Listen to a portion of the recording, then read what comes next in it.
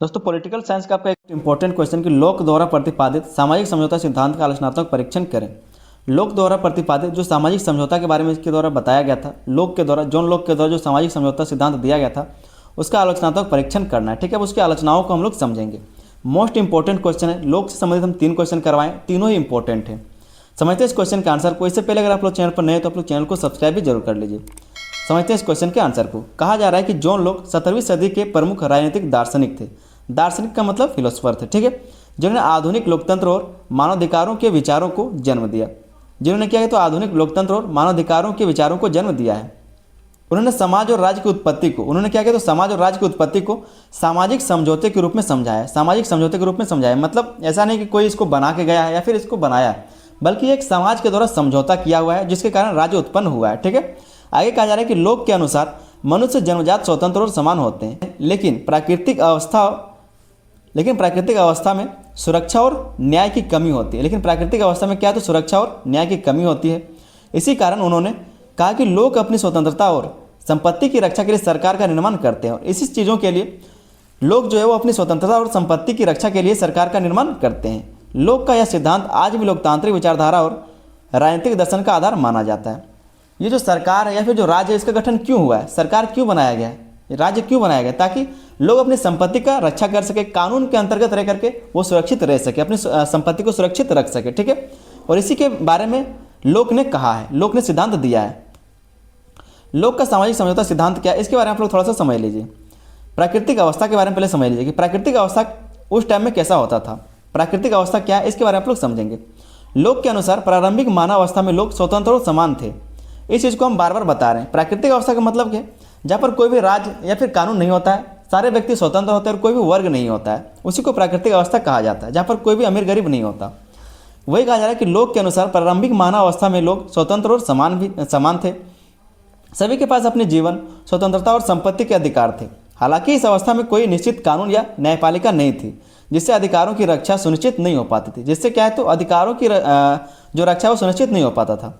इसी कारण प्राकृतिक अवस्था में संघर्ष, असुरक्षा और विवाद की संभावना बनती रहती थी। इसके कारण क्या है तो प्राकृतिक अवस्था में संघर्ष का, असुरक्षा और विवाद की संभावना बनती रहती थी। यह विचार दिखाता है क्यों मानव ने सामूहिक व्यवस्था और सरकार की आवश्यकता महसूस की। और यही सब जो प्राकृतिक अवस्था है ये बताता है कि क्यों जो मानव समाज है उसने सामूहिक व्यवस्था और सरकार की आवश्यकता महसूस की या फिर सरकार को बनाया है। यहाँ से हम लोग देखें प्राकृतिक अधिकारों को, जो जनता है उसको प्राकृतिक अधिकार क्या क्या देते हैं, प्राकृतिक अधिकार क्या है इसके बारे में हम लोग समझेंगे। ठीक है, कहा जा रहा है कि लोक ने कहा कि हर व्यक्ति को जन्म से कुछ अधिकार प्राप्त हैं। हर व्यक्ति को जन्म से कुछ न कुछ अधिकार प्राप्त होता है, जिन्हें किसी भी सरकार या व्यक्ति द्वारा छीना नहीं जा सकता, जिसको ना ही सरकार के द्वारा ना ही किसी व्यक्ति के द्वारा छीना जा सकता है। इन अधिकारों में जीवन, स्वतंत्रता और संपत्ति शामिल है। और इन अधिकारों में क्या है तो जीवन का स्वतंत्रता खुद का और संपत्ति का स्वतंत्रता शामिल है। लोक का मानना था कि यह अधिकार मनुष्य के अस्तित्व और स्वतंत्रता के लिए अनिवार्य है। ये जो अधिकार है ये मनुष्य के अस्तित्व के लिए और स्वतंत्रता के लिए अनिवार्य है। ये अधिकार केवल व्यक्तिगत सुरक्षा के लिए नहीं, बल्कि समाज में न्याय और व्यवस्था बनाए रखने के लिए भी महत्वपूर्ण है। समाज में न्याय और व्यवस्था बनाए रखने के लिए भी ये जरूरी था, जो प्राकृतिक अधिकार हैं। ठीक है, जो भगवान के द्वारा हमें शुरू से मिले हैं।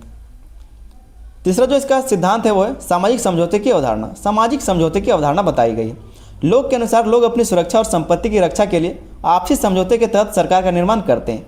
अपनी सुरक्षा के लिए, अपनी संपत्ति की रक्षा के लिए आपसी समझौते मतलब आपस में समझौता करके सरकार का निर्माण करते हैं। यह समझौता यह तय करता है कि लोग कुछ अधिकार सरकार को सौंप देंगे ताकि कानून और न्याय स्थापित हो सके। कुछ जो अपना अधिकार है वो सरकार को लोग सौंप देते हैं ताकि सारे लोग उसको माने और कोई भी भेदभाव ना हो सके, ताकि जो कानून और न्याय वो स्थापित हो सके। ठीक है, इसके माध्यम से समाज में स्थिरता आती है और व्यक्तिगत अधिकारों की रक्षा होती है। इससे क्या होता है तो समाज में स्थिरता आती है और व्यक्तिगत अधिकारों की रक्षा हो सकती है कि व्यक्ति कितना अधिकार रख सकता है, या फिर व्यक्ति का अधिकार भी तय कर दिया जाता है कि आप कितना अधिकार रख सकते हैं। ऐसा तो अधिकार नहीं रख सकते किसी को आप एक थप्पड़ मार दे जाकर के और कानून कुछ ना करे, तो कुछ अधिकारों को बांध दिया गया। ठीक है, कहा जा रहा है कि यह सिद्धांत दिखाता है कि शासन और सामाजिक व्यवस्था का मूल उद्देश्य नागरिकों की सुरक्षा और न्याय सुनिश्चित करना है। ये जो सिद्धांत है ये दिखाता है कि शासन और सामाजिक व्यवस्था का मूल उद्देश्य क्या है तो नागरिकों की सुरक्षा करना और न्याय सुनिश्चित करना। चौथा जो इसका सिद्धांत बताया गया वो है सरकार की वैधता और सहमति। सरकार की वैधता और सहमति। लोग का मानना था कि सरकार केवल तभी वैध होती है जब वह जनता की सहमति से बनी हो और उनके हितों की रक्षा करती हो। लोग ये मानता है कि सरकार केवल तभी वैध होगा जब वो जनता की सहमति से बना हो और लोग सरकार है वो उनके हितों की रक्षा करती हो, ठीक है, तभी वो वैध माना जाएगा। सरकार का उद्देश्य केवल सत्ता का उपयोग करना नहीं, सरकार का जो उद्देश्य है वो केवल सत्ता का उपयोग करना नहीं है बल्कि नागरिकों के अधिकारों की रक्षा करना होना चाहिए। नागरिकों के अधिकारों का रक्षा करना होना चाहिए उसका उद्देश्य। यदि सरकार अत्याचारी हो जाती है तो जनता के अधिकारों का हनन करती है या फिर जनता के अधिकारों का हनन करती है तो उसका सत्ता पर अधिकार समाप्त हो जाता है। तो जो सरकार है उसका सत्ता पर से अधिकार समाप्त हो जाता है। यह विचार लोकतांत्रिक शासन और जनता की सत्ता में भागीदारी का मूल आधार है। और ये जो विचार है लोकतांत्रिक शासन और जनता की सत्ता में भागीदारी का मूल आधार है, ठीक है, जनता का सत्ता में इसमें भागीदारी का मूल आधार बताया गया है। पांचवा जो इसका सिद्धांत है वो जनता का प्रतिरोध अधिकार, ठीक है। लोग ने स्पष्ट किया है कि यदि सरकार अपने कर्तव्यों का पालन नहीं करती या अत्याचारी बन जाती है तो जनता को उसका विरोध करने और उसे बदलने का अधिकार है। यह अधिकार जनता को सत्ता के दुरुपयोग से बचाने और लोकतंत्र की सुरक्षा करने के लिए महत्वपूर्ण है। और ये जो अधिकार है जनता के पास वो सत्ता के दुरुपयोग को बचाने के लिए और लोकतंत्र की सुरक्षा करने के लिए महत्वपूर्ण है, ठीक है। यह सिद्धांत दिखाता है कि सत्ता हमेशा जनता के प्रति जवाबदेह होना चाहिए। जो सत्ता है या फिर जो सरकार है वो हमेशा जनता के प्रति जवाबदेह होना चाहिए। उसके दुरुपयोग की स्थिति में नागरिकों को सक्रिय भूमिका निभाने का अधिकार है। अगर सरकार सत्ता का गलत उपयोग करता है तो नागरिक उसके ऊपर क्या है तो एक्शन ले सकते हैं, ठीक है, भूमिका निभाने का अधिकार देता है। छठा जो सिद्धांत के बारे में कहा गया वो है संपत्ति का महत्व। लोग ने संपत्ति की रक्षा को अत्यंत महत्वपूर्ण माना है। उनका मानना था कि प्रत्येक व्यक्ति ने अपनी मेहनत और संसाधनों के माध्यम से संपत्ति अर्जित की है और उसे सुरक्षित रखना राज्य का कर्तव्य है। संपत्ति की सुरक्षा केवल आर्थिक स्वतंत्रता के लिए नहीं है बल्कि सामाजिक स्थिरता और न्याय के लिए भी आवश्यक है। क्या कहा गया कि जो संपत्ति की सुरक्षा है वो केवल आर्थिक स्वतंत्रता के लिए नहीं है बल्कि सामाजिक स्थिरता के लिए, क्योंकि अगर किसी छीना छोरी होने लगेगा, अगर संपत्ति का सही से सुरक्षा नहीं हो पाएगा तो किससे क्या होगा तो सामाजिक अस्थिरता फैलेगा और न्याय भी नहीं हो पाएगा, जिसके कारण जो आर्थिक स्वतंत्रता है उसको सही से रखना जरूरी है।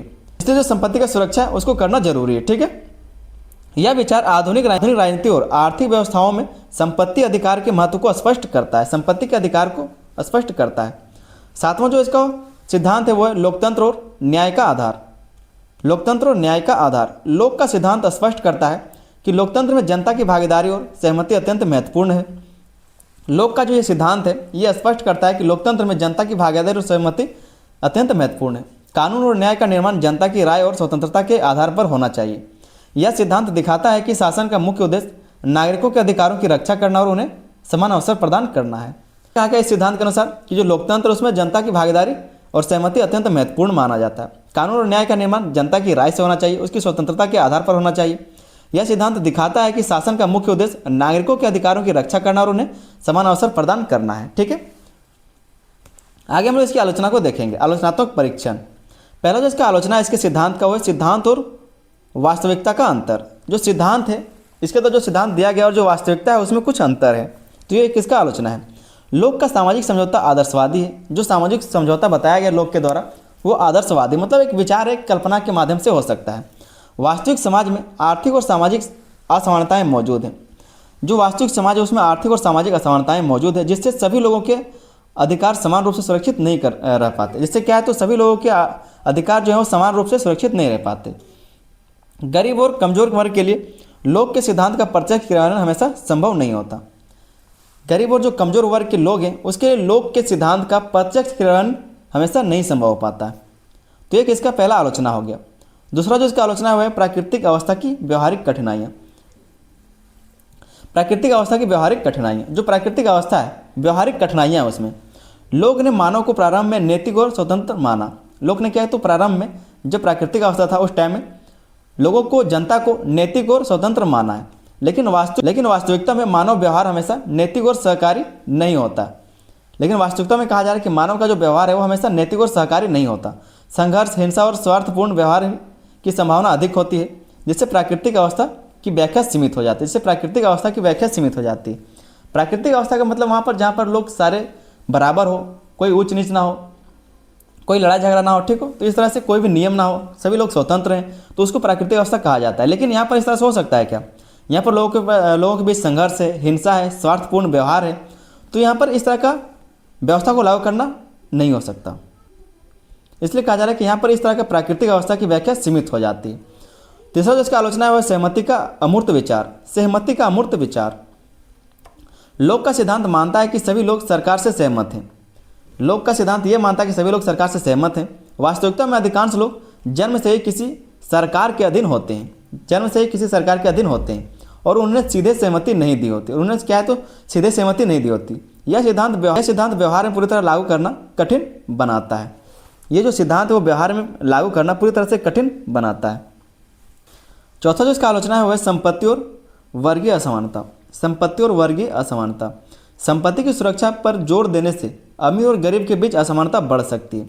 संपत्ति की सुरक्षा पर अगर जोर दिया जाए तो जिसके पास ज़्यादा पैसा है वो और पैसा रख लेगा। आर्थिक शक्ति का केंद्रीकरण हो जाएगा, मतलब कुछ ही लोगों के पास सारा आर्थिक शक्ति चला जाएगा तो इससे क्या होगा, समाज में अन्याय और वर्ग संघर्ष ज़्यादा बढ़ जाएगा। ठीक है, जो वर्ग संघर्ष है या फिर जो अन्याय है वो ज़्यादा बढ़ जाएगा, क्योंकि पैसा तो सारा किसी एक ही जगह पर केंद्रित हो गया है। पांचवा जो इसका आलोचना है वह सरकार के प्रतिरोध में कठिनाई। सरकार के प्रतिरोध में कठिनाई, जब सरकार अत्याचारी हो जाती है तो लोक का प्रतिरोध अधिकार व्यवहार में अमल करना आसान नहीं होता। क्या कहा जा रहा है, जब सरकार अत्याचारी हो जाती है तो लोक का प्रतिरोध अधिकार व्यवहार में अमल करना आसान नहीं होता, जब व्यवहार में इसको नहीं लाया जा सकता। लोक ने क्या कहा कि सरकार अगर अत्याचारी होता है तो उसको हटा दिया जाए, लेकिन इतना आसान ये नहीं होता।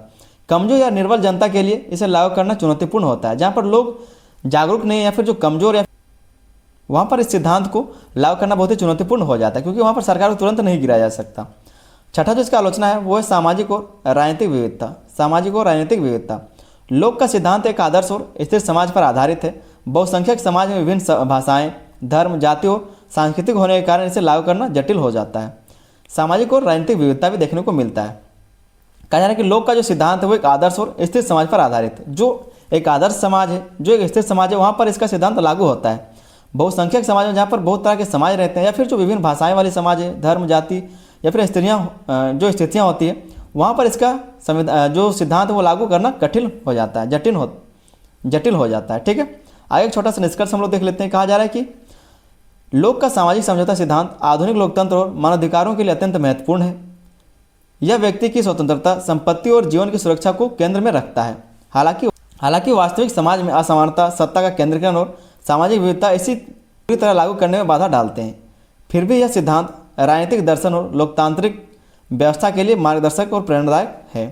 फिर भी कहा जा रहा है कि ये जो राजनीतिक सिद्धांत है वो राजनीतिक दर्शन के लिए, लोकतांत्रिक व्यवस्था के लिए मार्गदर्शक और प्रेरणादायक है।